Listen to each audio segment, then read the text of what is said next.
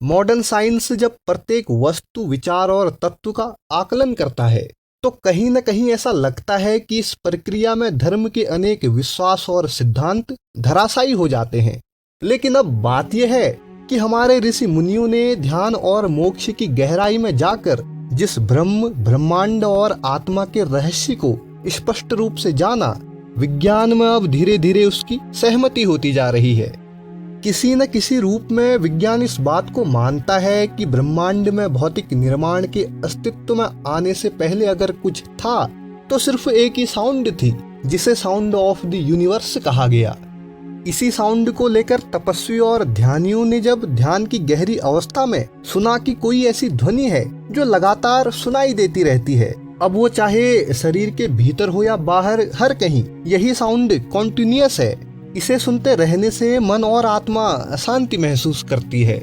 जिस साउंड को अनाहत कहा गया, अनाहत कहें तो जो किसी हिट और बम्प से पैदा नहीं होती, जो सेल्फ मेड है, इसे ही नाद कहा गया। एक ऐसी इटर्नल साउंड जिससे यूनिवर्स का जन्म हुआ, जो पूरे कण कण में व्याप्त है। सिर्फ यूनिवर्स में ही नहीं बल्कि संसार के हर उस प्राणी, मनुष्य, जीव, कुछ भी, सभी के अंदर यही साउंड व्याप्त है। सूर्य सहित ब्रह्मांड के प्रत्येक हर ग्रह से यही साउंड बाहर निकल रही है, जिस साउंड को ओम कहा गया। तो आज की वीडियो में हम जानेंगे ओम शब्द की महत्ता के बारे में। आइए थोड़ा गहराई से जानते हैं। तो सबसे पहले यहाँ पर यह देखा जाए कि गायत्री मंत्र में क्या कहा जाता है। ओम भूर्भुवः स्वः, मांडुक्योपनिषद में कि ओम यह अमर शब्द ही पूरी दुनिया है। बौद्ध मंत्र में ओम मणि पद में हूँ। गुरु ग्रंथ साहिब में एक ओमकार सतनाम। योग सूत्र में कि तस्य वाचकः प्रणवः। अब देखिए इन सभी मंत्रों या श्लोकों में आपको क्या समानता लगी ओम शब्द की ना। तो ओम यानी जिसे ओमकार या प्रणव भी कहा जाता है, दिखने में तो सिर्फ 2.5 अक्षर का है, लेकिन समझे तो पूरे ब्रह्मांड का सार है, जो यूनिवर्सल है। इसमें ही पूरा यूनिवर्स है। एक और दिलचस्प बात जानिए, वो ये कि आज के टाइम में जो चीज हमें वैज्ञानिक बताना चाहते हैं, वही चीज एंसेंट योगीज को पता थी। वो क्या कि ये जो यूनिवर्स है यह स्थायी नहीं है। कुछ भी चीज हमेशा के लिए सॉलिड और स्टेबल नहीं रहती, और कुछ भी चीज जो वाइब्रेट्स और पुलस्टेट्स होती है वह एक रिदमिक वाइब्रेशन का निर्माण करती है, जिसे प्राचीन काल के योगियों ने ओम की ध्वनि में कैद किया था। अगर हम इसे ध्यान से सुने तो हम इसे विंटर सीजन के पत्तों में, या ओशियन वेव्स में, या शंख के अंदर की आवाज में, या कहीं और सुन सकते हैं। जिस ओम का जाप हमें ब्रह्मांड की चाल से जोड़ता है और हमें उसका हिस्सा बनाता है, चाहे वह अस्त होता हुआ सूर्य हो, चढ़ता हुआ चंद्रमा, ज्वार का प्रवाह हो, या हमारे दिल की धड़कन, चाहे कुछ भी। जब हम ओम का जाप करते हैं तो यह हमें हमारी सांस, हमारी अवेयरनेस और हमारी फिजिकल एनर्जी के माध्यम से यूनिवर्सल स्पीड की सवारी पर ले जाता है, और तब हम एक गहरा संबंध समझना शुरू करते हैं, जो मन और आत्मा को शांति प्रदान करता है। मतलब ये कि एक शब्द ओम जो किसी भी मनुष्य या जीव या प्राणी, किसी के भी प्राण का प्रतिनिधित्व करता है। किसी भी प्राणी का अगर हम जीवन देखें तो जन्म से पहले हम उस ओम ध्वनि का हिस्सा थे, और मृत्यु के बाद हम उस ओम ध्वनि में ही विलीन हो जाएंगे। अब ये देखिए कि नाद और बिंदु के मिलन से ब्रह्मांड की उत्पत्ति हुई। नाद कहें तो ध्वनि और बिंदु कहें तो प्रकाश, मतलब कि लाइट ऑफ गॉड। ये संपूर्ण ब्रह्मांड कुछ और नहीं बल्कि सिर्फ कंपन, ध्वनि और प्रकाश की उपस्थिति ही है। आप ये मानिए कि जहाँ जितनी ऊर्जा होगी वहाँ उतनी देर तक जीवन होगा। जैसे आप किसी जीव को ही समझिए, जब तक हमारे शरीर में ऊर्जा है तब तक ही हम जीवित हैं। शायद अगर ऊर्जा नहीं तो फिर आप जानते हैं। इसलिए तभी कहा जाता है कि बिना ओम के सृष्टि की कल्पना भी नहीं हो सकती, जिस शब्द को हम इनफाइनाइट पावर का साइन मान सकते हैं। जिस ओम के बारे में कहा जाता है कि जिस दिन सूर्य की ऊर्जा भी समाप्त हो जाएगी, उस दिन भी केवल ओम की ध्वनि और प्रकाश ही उपस्थित रहेगा। जिस ओम की साउंड शाश्वत है। जो ये ओम शब्द है वो एक रत्न है, जिसका मूल्य कहें तो गुप्त है, क्योंकि जो भी इस ओम शब्द को जानेगा या समझेगा वो अपने आप में बहुत समृद्ध हो जाएगा। वो कैसे? देखो कि देवताओं के सेनापति कार्तिकेय शिव जी को ओम का अर्थ बताते हुए कहते हैं कि ओम जो शब्द अनाहत है, जिसमें 3 ध्वनियां हैं, ओ, उ और मो। जब ओ साउंड प्लस उ साउंड मिलते हैं तो ओ साउंड निकलती है। इसमें जब उ साउंड से मो मिलता है तो ओम बनता है। इसी ओम शब्द में ही समस्त संसार की भाषाएं छिपी हुई हैं।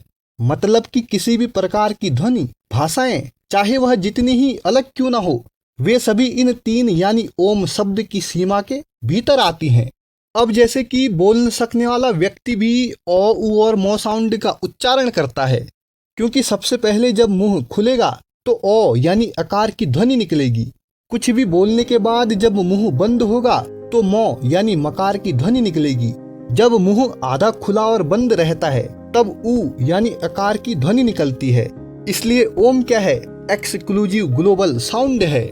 कहें तो ओ साउंड ब्रह्मा का वाचक है, जिसके उच्चारण द्वारा हृदय में उसका त्याग होता है, और उ साउंड विष्णु का वाचक है, जिसका त्याग कंठ में होता है, तथा मो साउंड रुद्र का वाचक है, जिसका त्याग तालु मध्य में होता है। ओम का उच्चारण ईश्वर की भी पहचान कराता है, क्योंकि ईश्वर कहें तो क्या, जो शुरुआत, मध्य और ब्रह्मांड के अंत का स्रोत है। जैसे ओ तमस, अंधकार या अज्ञान, उ रजस यानी कि जुनून या गतिशीलता, मो सत्व, शुद्धता या प्रकाश, या फिर ओ उ मो वर्तमान, भूत, भविष्य, या ओ जगे होने की स्थिति, उ स्वप्न देखने की स्थिति, मो गहरी नींद की स्थिति। अब अगर हम ओम का स्पिरिचुअल मीनिंग समझें तो ओ, उ और मो उक्त 3 अक्षरों वाले शब्द की महिमा अपरंपार है। यह किसी भी जीव यानी जो इसका उच्चारण करेगा उसकी नाभि, हृदय और आज्ञा चक्र को जगाता है। यह ब्रह्मा, विष्णु, महेश का प्रतीक है। साथ में एक चीज देखिए, ओम, जिसमें कहें तो ओ, उ और मो 3 शब्द, तो देखो 3 नेचुरल साउंड ओ, उ और मो, वो 3 नेचुरल कलर्स लाल, पीला, नीला, वो बेसिक फीचर्स ऑफ नेचर्स नाम, रूप और गुण, वो शरीर की तासीर कफ, पित्त और वायु, वो कंडीशंस ऑफ द यूनिवर्स उत्पत्ति, पालन और प्रलय, और 3 देवता ब्रह्मा, विष्णु, महेश, और साथ ही साथ तीनों लोकों का भी यह ओम शब्द प्रतीक है। शायद आप जानते होंगे कि ओम की ध्वनि में इतनी शक्ति है कि यह इस ब्रह्मांड के किसी भी ग्रह को विस्फोटित करने या संपूर्ण ब्रह्मांड को नष्ट करने की क्षमता रखता है। यह साउंड सूक्ष्म से भी सूक्ष्म और विराट से भी विराट होने की क्षमता रखता है।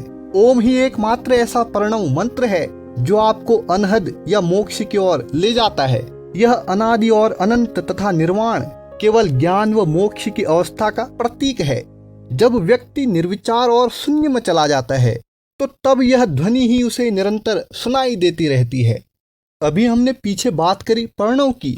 अगर यहाँ पे हम प्रणव को समझें तो जिसके अलग अलग भाव हैं, लेकिन ऋषि मुनियों के अनुसार प्रो अर्थात प्रकर्षेण, णो अर्थात नयेत और वह अर्थात युष्मान। ऐसा कहा जाता है कि मोक्षम इति वा प्रणवः, जिसका मतलब ये कि हर भक्त को शक्ति देकर जन्म मरण के बंधन से मुक्त करने वाला। ओम का उच्चारण ही एक ऐसी दवाई है जो किसी भी व्यक्ति के पूरे शरीर को एक सौम्य अनुभव देती है। अगर हम वैज्ञानिक तरीके से भी देखें, ओम का उच्चारण गले में कंपन पैदा करता है जो थायराइड ग्रंथि पर पॉजिटिव इम्पैक्ट डालता है।